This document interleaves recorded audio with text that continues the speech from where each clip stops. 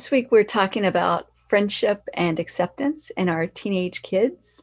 If we look back to the middle school years, which are, during that preteen to early teenage period, kids go from spending most of their day in one class to changing classes all day long. They often have a big increase in the number of new kids that they're exposed to. And during this transition to adolescence and early adolescence, kids are really concerned about whether they're going to be accepted or rejected. At first, when our young teens go to their new and larger schools, they hang out with the kids that they already knew, maybe because they felt safe and secure with them. As kids' networks increase, as their number of friends at this new school increase, they begin to change those friendships and they start to hang out with kids who have more similar interests and activities that they're interested in, where they kind of feel like they belong. That feeling of belonging somewhere is really important for teenagers, and friends help to provide a sense of belonging. As teens are experiencing new experiences together, they can create a sense of safety with each other. During the teen years, when they're experiencing new activities, situations, maybe more independence from their parents, just because they're able to do more on their own, teens might notice that there are different aspects of themselves that are brought out in different situations. At first, they might struggle with the contrast and wonder, like, what's wrong with me? Because I seem like I'm a different person in different situations. But as they continue to engage in these different activities, they begin to figure out that they're more complex and they have different sides that can be shown in different situations. They begin to integrate these different variations into their overall view of who they are, usually by the end of adolescence. Friendships during the teen years might have some similarities to the attachment relationship with parents. There can be very deep bonds with friends, and those teen relationships can actually impact teens' additional relationships down the road as well, much like their relationship with you, the parents, impacts their relationships down the road. 11 to 12-year-olds who don't have friends are at risk of having depression, anxiety, low self-esteem. And, there have been some large studies that have been done. About 12% of kids didn't have friends.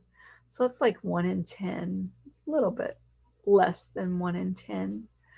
Boys were twice as likely to not have friends as girls were. And African American and Latino kids were more likely to not have friends than white kids. Until around age 10 or so, kids' brains are calmed down by their moms when they're stressed. At ages 11 and 12, when kids get stressed, their friends actually help to buffer those feelings of stress. They also help to reduce cortisol, the stress hormone that gets secreted when we're really upset about something or just stressed about it. And then they also help kids feel better about themselves and to have better self-esteem. And we know that positive self-esteem helps kids be brave enough to take risk and to try new things. Pro-social behavior, which is, doing nice things, saying kind words, being friendly, being considerate to others. So that type of behavior is called pro-social behavior, and it helps teens to be accepted by others. But it's also important to note that teens who feel accepted by others are more likely to be pro-social. So which came first, the chicken or the egg? In this case, if a child doesn't have those skills, then we can support the development of those skills by coaching them in how to be nice, how to be considerate, to say nice things to or kind words to others, to be friendly. Studies have found, this is kind of interesting, that taking the time to note the positive things that happen during a day help increase self-esteem and well-being in us. As I alluded to before, teens have a very strong need to be accepted by their peers. It's stronger than it was in childhood or it will be in adulthood. It's at this time that they worry the very most about it. But it seems to be more important that they feel like they're accepted by their peers rather than to actually be accepted. For example, a teenager might have two friends who like and accept her quite a bit, but maybe if she doesn't perceive that they like her, she'll be more likely to have negative self esteem. But on the other hand, she might have two friends who don't actually like and accept her, but she thinks they do. She might have higher self esteem because she believes that they like her. Teens get a lot of support through their friendships with others. Not just the comfort and security that they feel with being with their friends, but, they're also going through big things socially, hormonally, and with relationships as they navigate their attraction to the opposite sex and then getting along with people of the opposite sex. And so often, teens just feel like their parents don't get it. They're clueless. So going through those experiences with others who do get it can create more feelings of comfort and safety for teens and just being heard. Teenagers often seem like they want to spend more time with their friends than their family. They might be gone all day at school, and then they might be busy with after school activities and still want to spend the evening with their friends doing homework or just hanging out. These are just completely normal feelings, as are the feelings of wanting time away from friends. Kids are different and they have different needs for being with friends. Some kids want to be with their friends 24 hours a day. And other kids, they're like, oh my, I've had so much interaction with them at school today. I don't want to be around anybody else. So, your child might be somewhere in between, and that's okay. Just, kind of looking at where your child is and understanding their needs for social interaction, and particularly with their friends, can be helpful. Teens' self-esteem is also becoming more integrated in their teen years. Their self-esteem is their general psychological view of themselves. It's just kind of how they see themselves. In their 6 to 11 age range, they typically evaluated themselves based on their appearance, their ability in school and with friends, and then maybe their physical or athletic abilities as well. In their teen years, they add in close friendship, how the opposite sex sees them, and how good they are at a job if they have one. Teens often pay more attention to what they're doing well and things they have control over as they consider their self-esteem. Teens who have parents who use warm interactions and also high expectations tend to have better self-esteem than kids with parents who criticize their teens a lot. Teens might be experimenting with different identities or ways of being. You might have a teen who's trying on different personalities or ways of expressing themselves. You might see them exploring religion, rebelling from religion, wearing black, dyeing their hair, playing sports, getting into acting, or maybe being in debate, taking up some social cause. And they might continue to do that, or they might stop and try on something new when they kind of figure out that's not really me. They're just trying to find what feels right to them. And our support for that experimentation can be really important as long as it's safe. When it's not, we can help to steer them clear of that and help steer them to something that might be safer. Teens might have an average of 4 to 6 best friends in early adolescence, and by adulthood, they often have 1 to 2 best friends.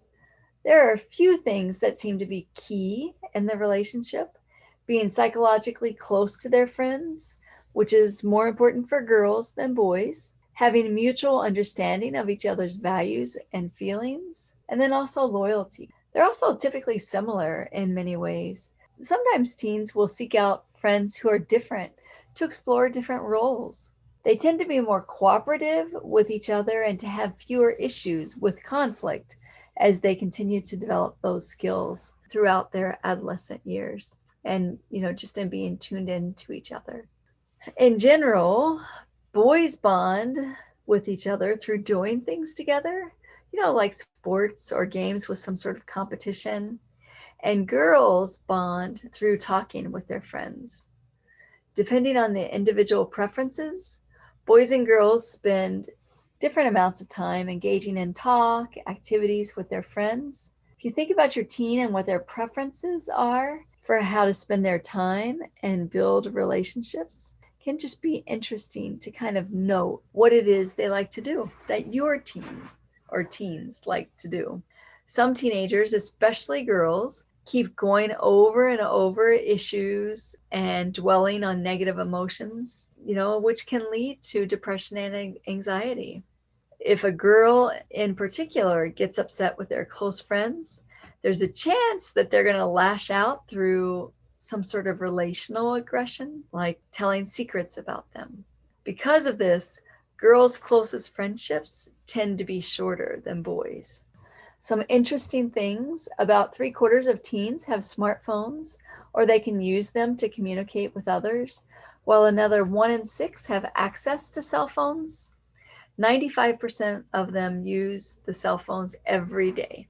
Texting is the most popular way that teens communicate electronically, and after that comes telephone calls, especially for girls. Boys are more likely to be gaming with friends. Friends can develop closer relationships through these interactions, whether it's texting, talking, or even chats while they're gaming with a friend. Teens may also form new friendships through these activities as well. Teens who have positive relationships in person have friends on social media who post more positive and supportive posts, while teens who engage in delinquency are more likely to post negative or hostile comments in their information about themselves. Teens with signs of depression were more likely to post pictures of themselves that show inappropriate behaviors. The majority of teens will actually post their email addresses online, and 20% of them will put their phone numbers online as well and share their passwords also. Almost 1 in 5 teens also report being contacted by strangers who scared them or made them feel uncomfortable. Almost 1 in 3 teenagers send more than 100 texts a day. High school social media use is associated with negative mental health, with girls more likely to use more social media. Close positive friendships are able to support a positive transition to adulthood in terms of a person's mental health in different ways. They give teens a way to explore themselves and to have a deep understanding of another person. They give a foundation for relationships with the opposite sex in the future. They also help teens deal with just the normal pressures of adolescence, and they can help teens have better attitudes towards school also.